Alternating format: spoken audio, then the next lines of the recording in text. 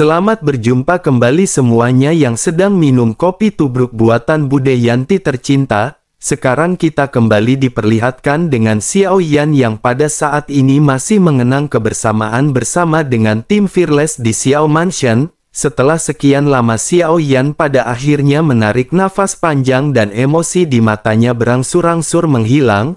Xiao Yan pada akhirnya menoleh untuk menatap ke arah Li Shaolong dan Xiao Yan mulai berbicara. Xiao Yan berkata kepada Li Shaolong, sepertinya Li Shaolong telah menghabiskan sebagian besar waktunya untuk mengelola Xiao Mansion. Li Shaolong benar-benar mengabaikan kultivasinya dan secara logika Li Shaolong seharusnya telah membuat terobosan sejak lama. Mendengar hal tersebut Li Shaolong pada saat ini menggaruk kepalanya karena malu. Sosoknya pada akhirnya lanjut berkata sambil tersenyum masam. Li Shaolong berkata bahwa sejujurnya baru-baru ini menerobos ke Dou di bintang 9, sementara itu untuk menerobos ke tingkat Douxian, dirinya khawatir dirinya masih membutuhkan waktu. Xiao Yan pun menepuk bahu dari Li Shaolong dan berkata sambil tersenyum bahwa Li Shaolong pada saat ini tidak perlu terlalu khawatir. Menanggapi hal tersebut Li Shaolong pada saat ini lihat penuh tekad dan berkata kepada Xiao Yan.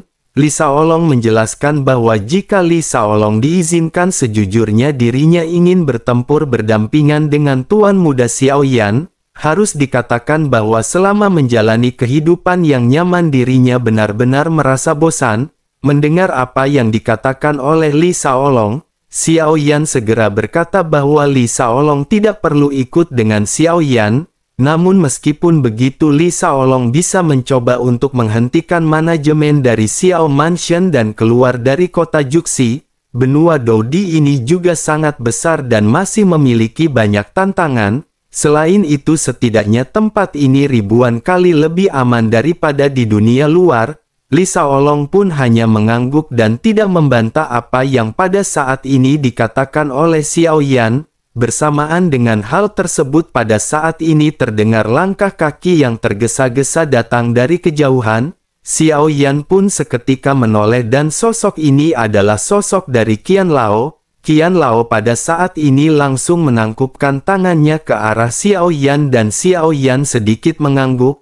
Xiao Yan pada saat ini menyadari bahwa mereka pasti telah memberikan kontribusi besar kepada perkembangan pesat dari benua Doudi. Xiao Yan pun tersenyum dan segera mengucapkan terima kasih kepada mereka karena telah melindungi benua Doudi selama Xiao Yan tidak ada. Xiao Yan tidak memiliki imbalan apapun tetapi Xiao Yan telah menyiapkan beberapa harta karun selama bertahun-tahun. Oleh karena itu hanya harta seperti inilah yang bisa diberikan oleh Xiao Yan kepada mereka semua. Xiao Yan pun segera mengangkat tangannya dan pada saat ini banyak senjata armor dan ramuan yang tidak terhitung jumlahnya bergeletak di hadapan semua orang. Hal-hal ini sudah tidak lagi berguna bagi Xiao Yan tetapi bagi orang-orang yang berada di tingkat Doudi dan Douxian. Tentu saja harta ini dapat dikatakan merupakan harta terbaik. Hal ini juga pada akhirnya membuat semua orang pada saat ini memandang ke arah Xiao Yan dengan lebih kagum.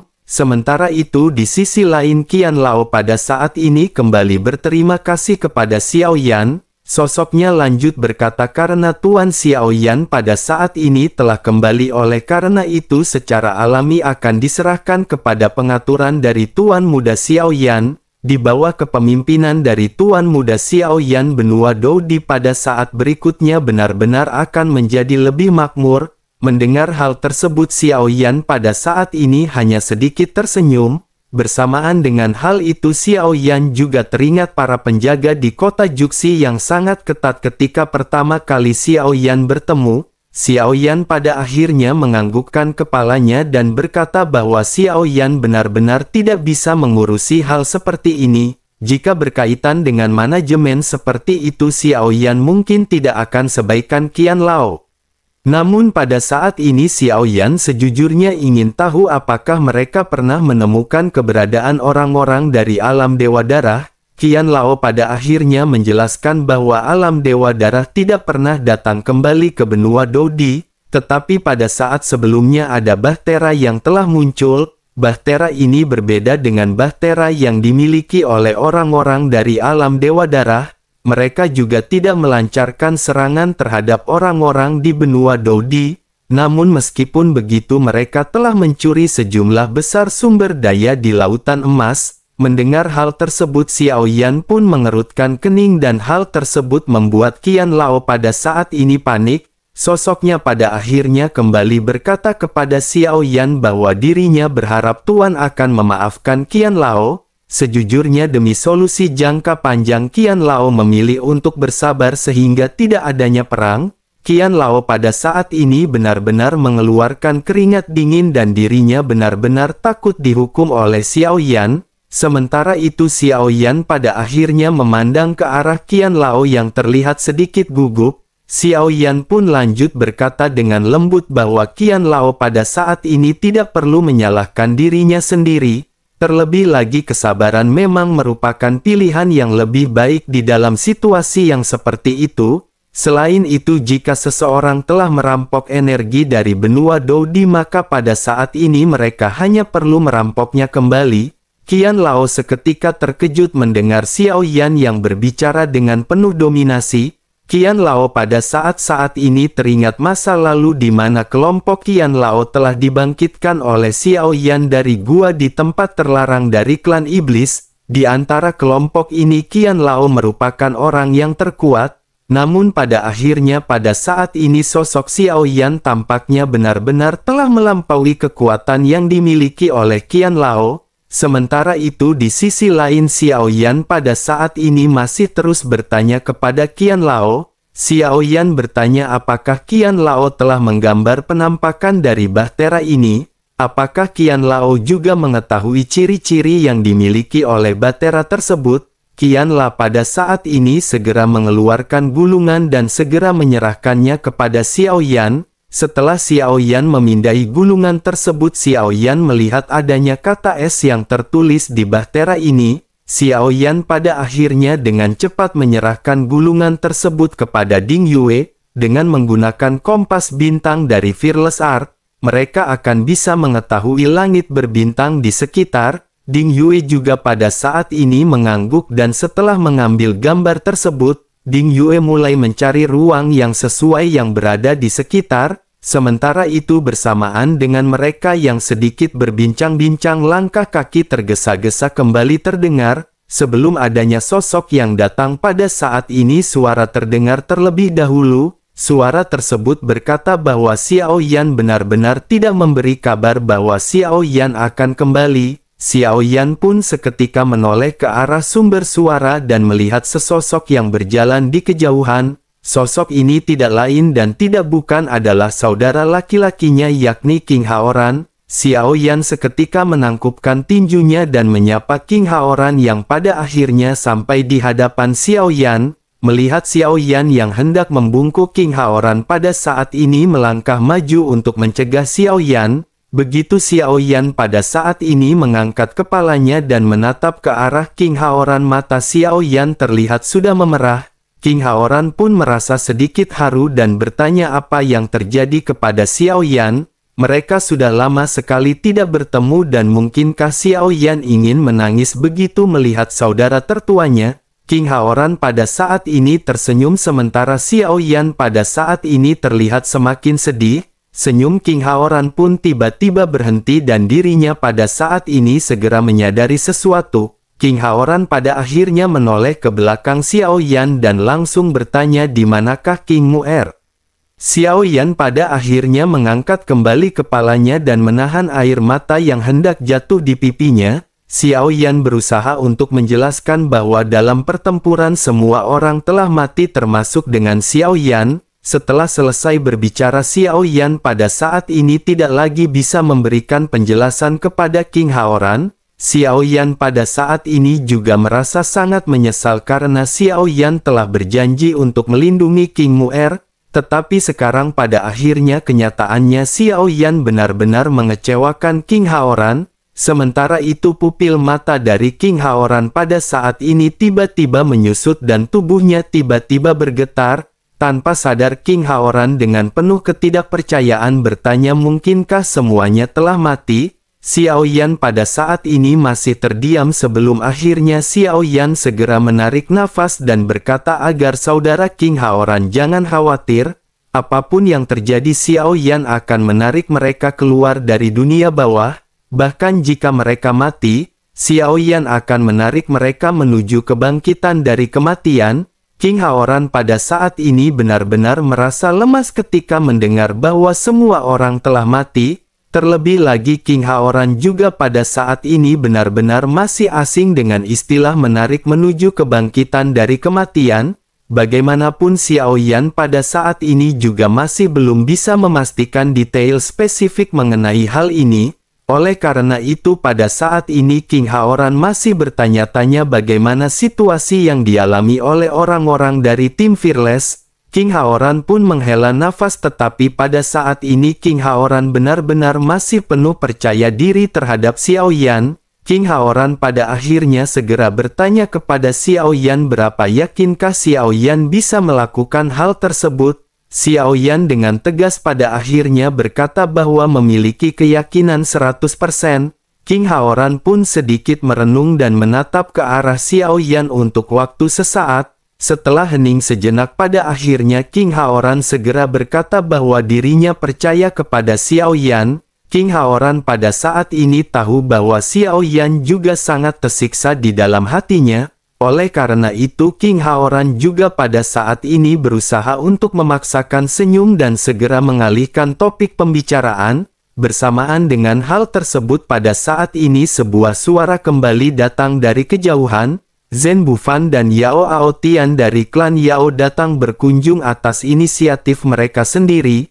Zhen Bufan pada saat ini segera berkata bahwa mereka telah berpisah selama ribuan tahun. Mungkinkah mereka monster tua pada saat ini telah dilupakan? Xiao Yan pun seketika menoleh dan Xiao Yan pada saat ini segera menangkup tangannya kepada mereka berdua. Xiao Yan lanjut berkata bahwa Xiao Yan baru saja kembali dari benua Dodi. Xiao Yan berniat untuk mengunjungi para senior satu persatu tetapi dirinya tidak pernah berpikir bahwa senior akan mengunjungi Xiao Yan. Oleh karena itu Xiao Yan pada saat ini benar-benar ingin mengucapkan terima kasih atas perhatian dari para senior. Zhen Bufan dan Yao Aotian pada saat ini sama-sama tersenyum dan mereka seketika berbincang-bincang. Setelah beberapa saat pada akhirnya Xiao Mansion pada saat ini sudah penuh dengan orang. Mata semua orang pada saat ini tertuju kepada Xiao Yan. Terlihat jelas bahwa Xiao Yan bukan hanya sekedar protagonis dari Xiao Mansion.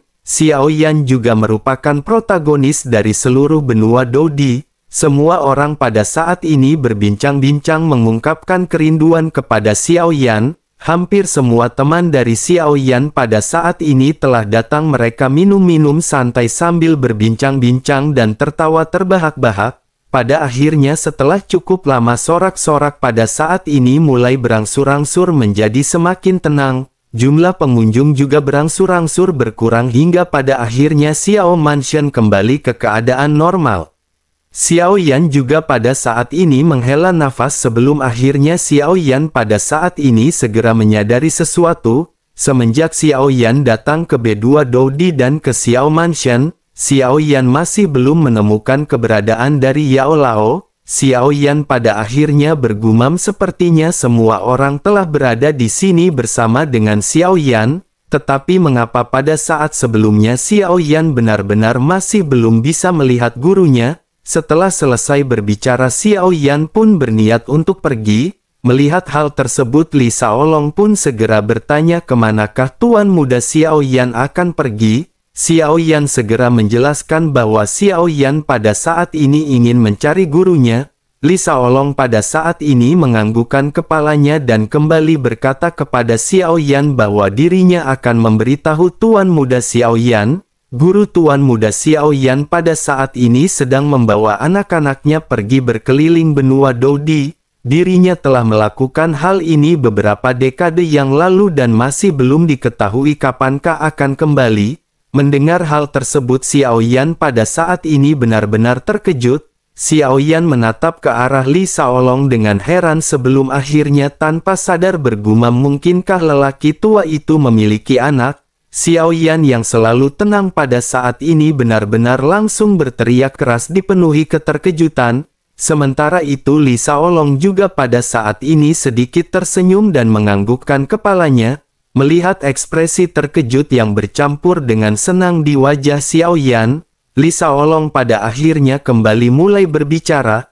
Li Shaolong berkata bahwa Tuan Yao Lao memiliki seorang putra dan putri. Xiao Yan kembali terkejut sebelum akhir menggelengkan kepalanya dan berkata bahwa dirinya benar-benar tidak menyangka orang tua itu akan bisa melakukan hal ini. Xiao Yan pada akhirnya menghela nafas dan lanjut berkata jika begitu permasalahannya maka Xiao Yan tidak akan mengganggu gurunya untuk saat ini.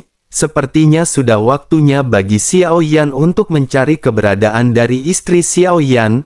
Menghadapi situasi seperti ini Li Shaolong pada akhirnya tidak bisa terus mengikuti Xiao Yan dan hanya menyaksikan Xiao Yan yang pergi. Xiao Yan pada akhirnya berubah menjadi kepulan asap sebelum akhirnya langsung menghilang di hadapan semua orang. Xiao Yan berpikir bahwa Xiao Qi telah menjadi murid dari Xiao Wutian. Oleh karena itu untuk menemukan Xiao Qi, maka Xiao Yan harus menemukan keberadaan Xiao Wutian terlebih dahulu. Pada akhirnya Xiao Yan segera mengunjungi Xiao Wutian di sebuah paviliun yang tampak terlihat tenang.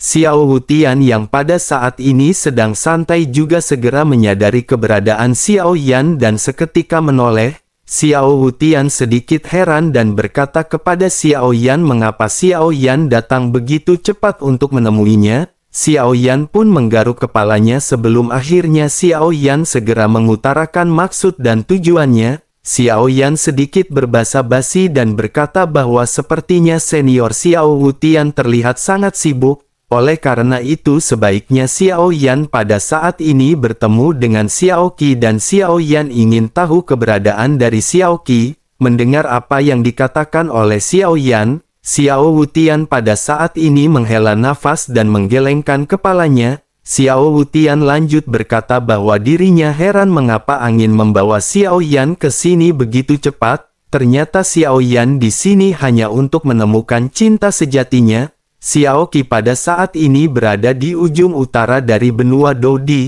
Tugas yang diberikan kepadanya kali ini adalah memusnahkan beberapa orang. Mereka adalah 10 penjahat teratas dan dirinya tidak tahu bagaimana situasi yang pada saat ini dialami oleh Xiao Qi.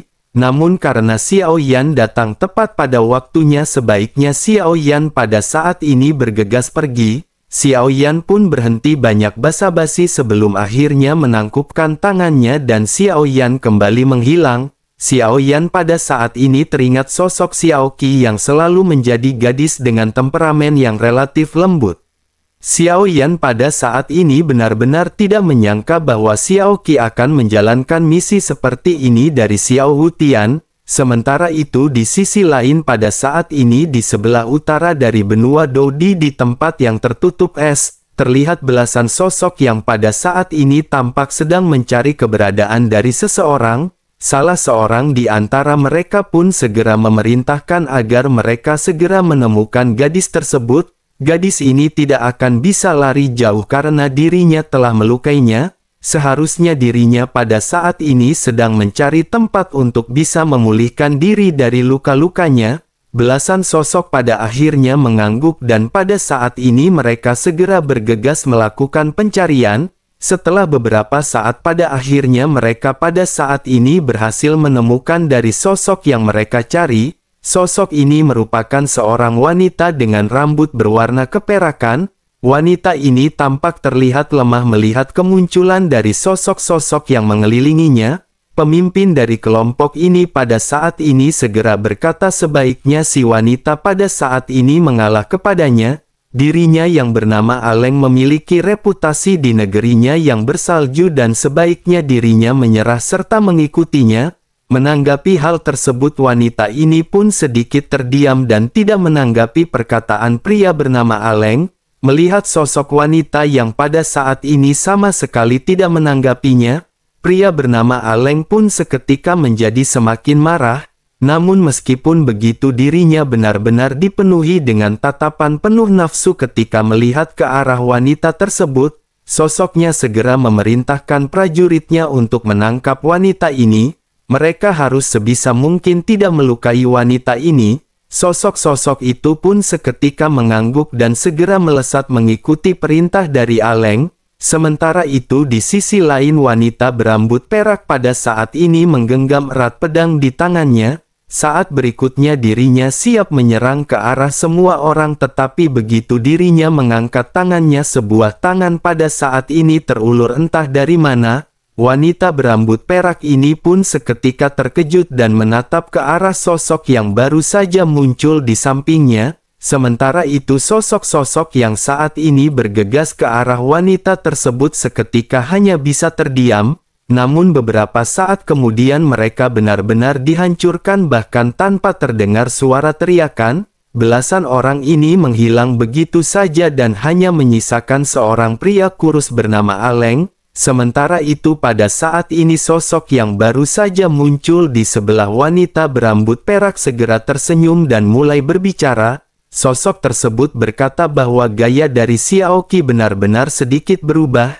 Jika aura Xiaoqi juga berubah, maka suaminya ini benar-benar tidak akan bisa menemukan keberadaan Xiaoqi. Xiaoqi pada saat ini dipenuhi dengan keterkejutan setelah menatap ke arah sosok yang baru saja muncul yang ternyata adalah Xiaoyan. Xiaoyan pada saat sebelumnya telah merobek kehampaan dan tiba di tempat Xiaoqi berada dengan sangat cepat. Xiaoyan pada saat ini menatap ke arah Xiaoqi yang terkejut dan Xiaoyan benar-benar merasakan perasaan melankolis. Ini adalah salah satu istri Xiaoyan yang dapat dikatakan memiliki kekuatan terlemah di antara para istrinya. Xiaoyan pada saat ini dengan lembut membelai kening Xiaoqi dengan jari-jarinya, memperhatikan rambut dari Xiaoqi. Xiaoyan pada saat ini bertanya mengapa warna rambut Xiaoqi berubah. Sementara itu Xiaoqi yang tertegun pada saat ini segera tersadar dan segera tanpa basa-basi melemparkan dirinya ke dalam pelukan Xiaoyan. Xiaoyan juga pada saat ini sedikit terkejut sebelum akhirnya Xiaoyan segera mengulurkan tangannya dan memeluk erat Xiaoqi. Sementara itu di kejauhan pria kurus yang pada saat sebelumnya penuh nafsu pada saat ini terlihat bersiap untuk melarikan diri.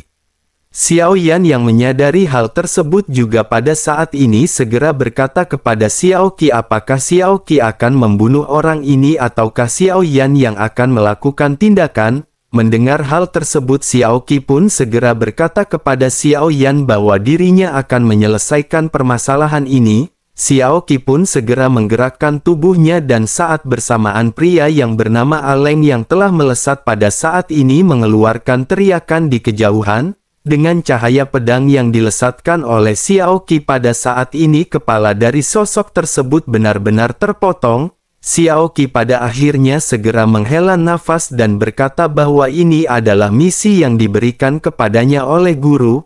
Pria itu merupakan yang terakhir, oleh karena itu dapat dikatakan bahwa misi dari Xiaoqi telah selesai. Mendengar hal tersebut Xiaoyan pun pada saat ini tersenyum. Xiaoyan lanjut berkata bahwa Qi benar-benar telah menjadi lebih kuat, ilmu pedangnya juga benar-benar terlihat cukup bagus, kekuatannya juga telah menembus Dosian bintang 2 dan ini benar-benar sangat lumayan, sepertinya leluhur Xiao Wutian benar-benar agak berguna. Xiaoyan pada saat ini tersenyum karena Xiaoyan benar-benar tidak pernah menyangka perkembangan Xiaoqi akan begitu pesat. Dengan Xiaoqi yang mencapai level seperti itu dengan karakternya yang lembut, hal ini tentu saja benar-benar akan membutuhkan usaha yang sangat banyak. Meskipun bakat Xiaoqi tidak buruk, tetapi hal ini juga tidak berarti luar biasa, karena sudah mampu menerobos ke Dosian saja benar-benar sudah di luar dugaan dari Xiaoyan. Sementara itu Xiaoqi pada saat-saat ini segera mulai berbicara kepada Xiaoyan. Xiaoqi berkata bahwa kekuatannya pada saat ini memang telah meningkat, namun meskipun begitu bukankah hal ini saja masih belum cukup. Xiaoyan pun terdiam sejenak setelah mendengar apa yang baru saja dikatakan oleh Xiaoqi. Xiaoyan pada saat ini lanjut berkata bahwa Xiaoqi tahu apa yang berada di pikiran Xiaoyan. Xiaoyan benar-benar hanya ingin semua orang bisa hidup dengan aman. Xiao Qi pada saat ini hanya bisa menghela nafas mendengar apa yang baru saja dikatakan oleh Xiao Yan.